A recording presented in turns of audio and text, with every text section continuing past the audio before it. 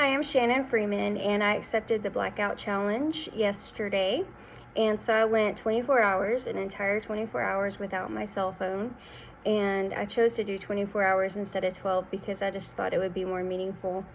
I started on Thursday night at about 8 o'clock. I plugged my phone in. It was about to die, and so I just plugged it in and thought, I'm going to start now. And so we turned off the TV, and I did some studying that I needed to do, and then we went to bed, and got up in the morning. My dog wakes me up early in the morning, so I don't need an alarm clock. So I got up in the morning and let him out and had my coffee, had my bowl of cereal, and then I went and volunteered at the for the food bank. So I went the day before to find out where it was I was supposed to go volunteer, so I'd know where to be. So I went and volunteered at the food bank, and it was set up like a farmer's market, and so I was at the carrot station, so I was handing out carrots all day and got all kinds of neat recipes from people.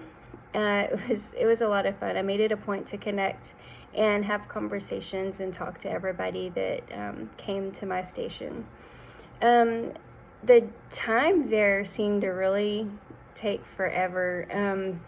I guess we were busy and there was a lot of people, but it just seemed to really, really take a long time, and not having a watch or anything on me to check the time and monitor that, it was strange. So whenever we got done, I was starving. I was like, oh my gosh, I'm so hungry. It must be late. And the sun was like really high in the sky, and it just seemed like it was later in the day. But I got in my car and it was like 12. So I was interrupted, sorry. So after the food bank, I went home, had lunch. I just hung out and did some more studying for my practicum that's coming up, and wrote a paper. So I got a paper done. What else? It was just kind of it seemed like a long day. My husband got home at 3, which normally he gets home closer to 5, and I was like so hungry. I was just like, I'm starving, like, what are we gonna do for supper? And he's like, it's only 3, and I was like, oh wow, okay. So I guess just not being able to keep track of time kind of threw off my whole body system. I don't know, but where it was probably boredom. Not that I was bored, but just, I don't know. I didn't realize how dependent on my phone I was to keep track of the day. So to answer some of the questions, how did I overcome the use of technology? So I just stayed busy. I studied, I cleaned around the house, cleaned like the guest bedrooms, because we've got our daughters coming in this week, and so just dusted and cleaned and tried to stay busy. And it was so quiet. Like, we live not far from the airport, and I did not realize how busy that airport was. And because I've always got music going or something in the house, and it was just so quiet. I could hear every plane taking off or landing, and so it was really interesting.